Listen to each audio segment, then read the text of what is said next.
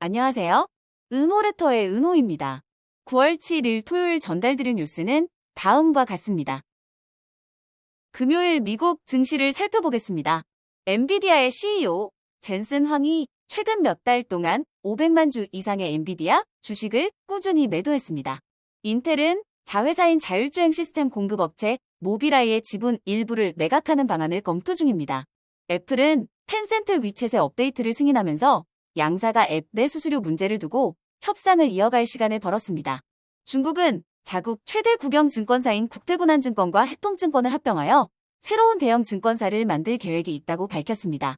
영국 경쟁시장청은 구글이 광고기술 분야에서 시장 지배력을 남용하고 있다고 경고했습니다. 보잉의 스타라이너 우주 캡슐이 1년의 기술 문제로 인해 승무원 없이 지구로 돌아올 예정입니다. 인도 아다니 그룹은 반도체 제조 공장을 설립할 계획입니다. 델과 팔란티어가 S&P 500 지수에 편입되면서 두 회사의 주가가 급등했습니다. 자세하게 하나씩 살펴볼까요?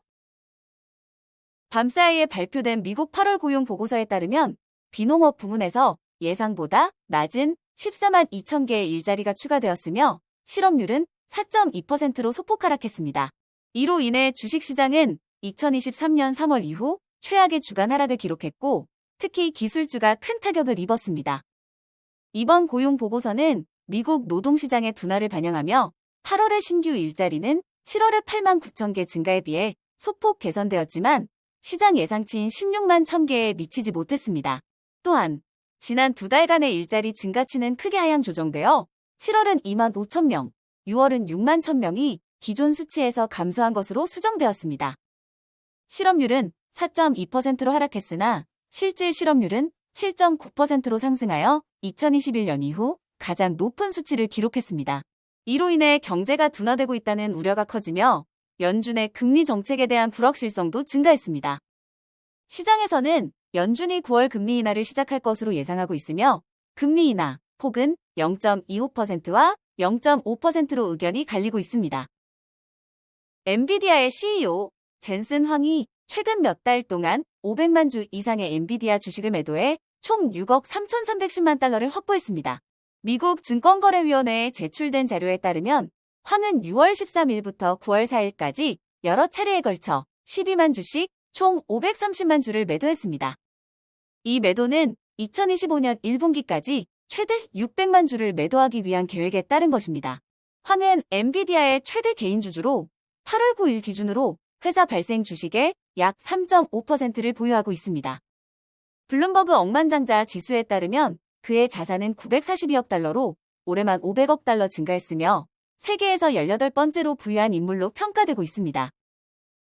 인텔은 자회사인 자율주행 시스템 공급업체 모비라이의 지분 일부를 매각하는 방안을 검토 중입니다.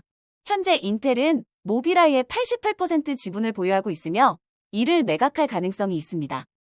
모비라이 주가는 최근 급락해 2022년 상장 이후 최저치를 기록했으며 올해 들어 71% 하락했습니다. 인텔은 모비라이 지분 이외에도 네트워크 및 엣지 사업부를 포함한 여러 사업 부문의 매각을 고려하고 있습니다. 인텔은 최근 어려운 경영 상황에 직면해 있으며 CEO는 회사를 재건하기 위해 다양한 전략적 옵션을 검토 중입니다. 한편 퀄컴이 인텔의 클라이언트 PC 디자인 사업을 인수하는 것을 포함해 여러 부문의 인수를 고려 중입니다. 퀄컴은 인텔의 설계 사업부 중 일부를 매입함으로써 자사 제품 포트폴리오를 강화하려는 계획을 세우고 있으며 그중 PC 사업부가 주요 관심 대상입니다. 애플은 텐센트 위챗의 업데이트를 승인하며 양사가 앱 내 수수료 문제를 두고 협상을 이어갈 시간을 벌었습니다. 애플은 위챗 미니게임 플랫폼에서 발생하는 거래에 대해 수익의 약 30%를 가져가길 원하며 외부 결제 링크를 차단하도록 요구하고 있습니다. 텐센트는 일부 요청을 거부했지만 계속 협상을 진행 중입니다. 위챗은 중국 14억 명 이상이 사용하는 필수적인 앱으로 위챗에서 이루어지는 많은 결제는 애플의 수수료를 회피하고 있습니다. 애플은 중국 시장에서 어려움을 겪고 있으며 위챗과의 협상이 애플의 수익성이 중요한 영향을 미칠 수 있습니다. 중국은 자국 최대 국영 증권사인 국태군한증권과 해통증권을 합병하여 약 2,300억 달러의 자산을 보유한 새로운 대형 증권사를 만들 계획입니다.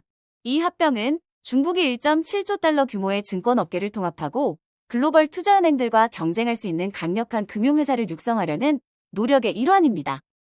이번 합병은 규제 당국의 승인 후 완료될 예정이며 이로 인해 중국 최대 증권사인 중신증권을 제치고 가장 큰 증권사가 탄생할 것으로 보입니다. 중국은 2035년까지 글로벌 경쟁력을 갖춘 2에서 3개의 투자은행을 목표로 하고 있습니다. 영국 경쟁시장청은 구글이 광고기술 분야에서 시장 지배력을 남용하고 있다고 경고했습니다. 구글이 자사 서비스를 우선시하면서 수천 명의 영국 광고주와 출판업체에 피해를 줄 수 있다는 우려를 제기한 것입니다. CMA는 구글이 사용자 데이터를 수집하고 광고주가 광고 공간을 구입할 수 있도록 하는 기술을 제공하는 방식이 경쟁을 제한할 수 있다고 밝혔음. 구글은 이러한 주장에 대해 광고 기술 부문에 대한 잘못된 해석에 기반한 것이라며 반박했습니다. 만약 CMA가 구글의 위법 행위를 발견하면 구글은 글로벌 매출의 최대 10%에 달하는 벌금을 부과받을 수 있습니다. 이는 EU와 미국 법무부가 구글의 광고 기술 지배력을 규제하려는 움직임과도 맞물려 있습니다. 보잉의 스타라이너 우주 캡슐이 1년의 기술 문제로 승무원 없이 지구로 돌아올 예정입니다. 이 캡슐은 원래 국제우주정거장에서 우주비행사 2명을 지구로 데려올 계획이었으나 캡슐의 추진기 문제로 인해 나사는 우주비행사들이 안전하게 귀환할 수 없다고 판단했습니다. 두 우주비행사는 2025년 초에 스페이스X의 우주선을 통해 귀환할 예정입니다. 보잉의 우주 캡슐이 지구로 돌아오더라도 나사가 이 캡슐을 승무원 운송에 계속 사용할지는 미지수입니다. 인도 아다니 그룹은 이스라엘의 타워 반도체와 함께 인도 뭄바이 근처에 100억 달러 규모의 반도체 제조 공장을 설립할 계획입니다. 이 공장은 3에서 5년 내에 완공될 예정이며 첫 번째 단계에서 4만 개의 웨이퍼를, 두 번째 단계에서 8만 개의 웨이퍼를 생산할 예정입니다. 생산된 반도체는 드론, 자동차, 스마트폰 등 다양한 곳에 사용될 예정입니다. 이 프로젝트는 인도 총리 나렌드라 모디의 기술 발전 계획의 일환으로 인도가 반도체 수입 의존도를 줄이고 국내 반도체 산업을 강화하기 위한 노력의 일환입니다. 아다니 그룹은 타타 그룹과 함께 인도 반도체 산업에 진출하고 있으며 타타는 대만의 파워칩 반도체와 협력해 구자라트에 110억 달러 규모의 반도체 공장을 설립 중입니다. 델과 팔란티어가 S&P 500 지수에 편입되면서 두 회사의 주가가 약 7% 급등했습니다. 팔란티어는 아메리칸 항공을, 델은 애쉬를 대체하게 되었습니다. 델은 1996년부터 2013년까지 S&P 500에 포함되어 있었지만 이후 비공개 기업으로 전환되었다가 2018년 다시 상장되었습니다. 델은 AI 서버 수요 증가로 인해 주가가 90% 상승했습니다. 팔란티어는 2020년 뉴욕 증권거래소에 상장되었으며 2022년 4분기부터 꾸준히 수익을 내고 있습니다. S&P 500 지수에 새로 추가된 기업들은 펀드 매니저들의 포트폴리오 조정으로 주가가 상승하는 경향이 있습니다. 오늘 전달해드릴 뉴스는 여기까지입니다. 들어주셔서 너무 감사드리고 은퇴하는 그날까지 파이팅입니다.